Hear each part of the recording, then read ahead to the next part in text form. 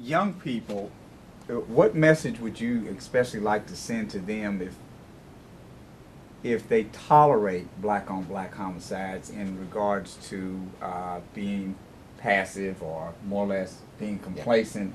And what effects do you think in those neighborhoods in D.C. and also Louisville, Kentucky, which you're the chief of police of this city now?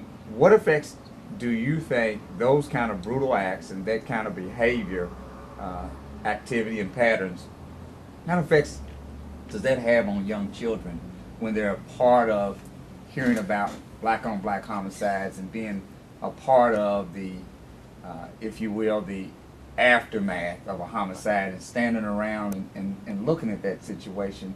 Do you ever wonder in your mind as a chief law enforcement officer, what effect is this having on a children's psyche? I'm going to tell you the effect that I think it has because I lived in that environment. When I was living in D.C., everybody, almost to a person that I grew up with, is either in jail or dead.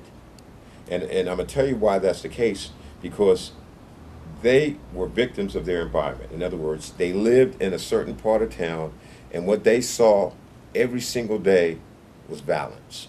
So that became an acceptable behavior for them. Right. Either their mother, their father, if they had a mother and a father, they were having violence in the house. They were drinking and drugs. They go out, they see kids that they hang with, associate with, or they know in their neighborhood getting locked up, committing crime. So they spend more of their time in an environment where there were violence and where there was crime, whether it was in the house, domestic, or whether it was on the street where they lived, than seeing the other side of life. And that is why it is so important that we give our young people exposure. You got to take, and one of the things, bless my mother's soul, who's no longer with us, she realized that, and we grew up in a very rough neighborhood, but she would make a conscious effort to take us from out of our neighborhood and to show us other parts of the city. I mean, she couldn't afford to take us out of Washington, D.C., but she could take us to where the monument was, or she could take us to the northwest part of the city where there was Georgetown and nice homes.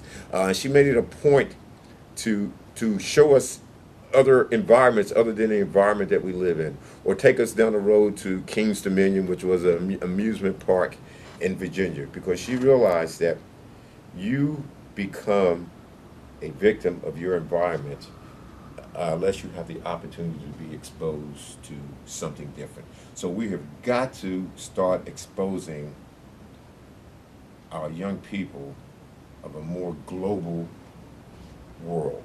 Right.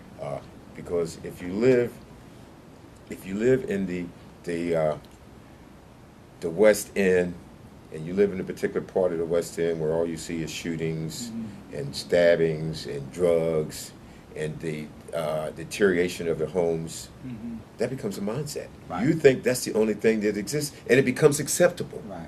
When it is by no stretch of the imagination. And it limits your potential to believe that you can be other than what you've been living in. So it has a very detrimental impact on our young people because that's what they've been exposed to. And if we don't expose them to something different, and it's not bad to live, because we all don't make choices of where we're going to live. We don't make choices of who your mother's going to be, who your brother's going to be. You don't make those choices, but you do make a choice of what you're going to be exposed to, and you do make a choice of what you want to be. Last question on that front. You was talking about choices. We've been talking about environments. There's always been a lot of talk in regards to, the whole understanding of how one young person and another young person live in the same environment with the same challenges. For some reason, that one person more or less they don't have a great amount of a material wealth, but they sustain themselves to deal with the challenges and all that entails. The other young person succumbs to some of those forces. What would you like to tell a young person who lives in less desirable environments, and they would think for some reason or have the perception based on them looking at another person and saying that this is the way to go and that would be towards a negative route? What would you like to share with them in regards to how poverty shouldn't be something that you should surrender to. But maybe, just maybe, that could be the motivator to make you not gravitate towards the magnetic pull of the street. Absolutely, and it's a mindset. I mean, as you well know, I grew up in poverty. Right. And I grew up with people for much of my life saying, you can't do this. I don't know if it was through my mother instilling work ethics in us, or me just seeing enough bad things. I was determined, whenever someone said you can't, I was determined to say, you cannot tell me that I can't do something. I have the same rights and privileges that everyone else is. But what I finally realized, Chris, was that I had to stop comparing myself. I used to compare myself to other individuals, and if I saw that you and I put in the same effort and you were more successful than I was, that didn't make me dumb. That meant that I had to work a little harder at that particular activity. But then there were some things that I was better at than the other individuals. So what I think each of us needs to understand is there are strengths and weaknesses in all of us, and none of us are the same. And what we have to figure out is, what are our strengths?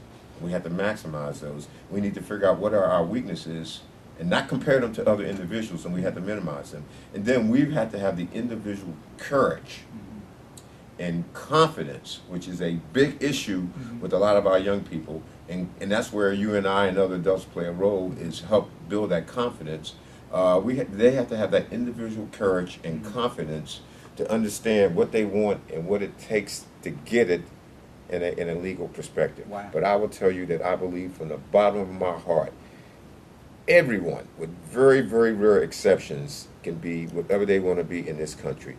If they prepare themselves, if they have the courage to step out and take chances, and if they have a plan. Wow. Very important.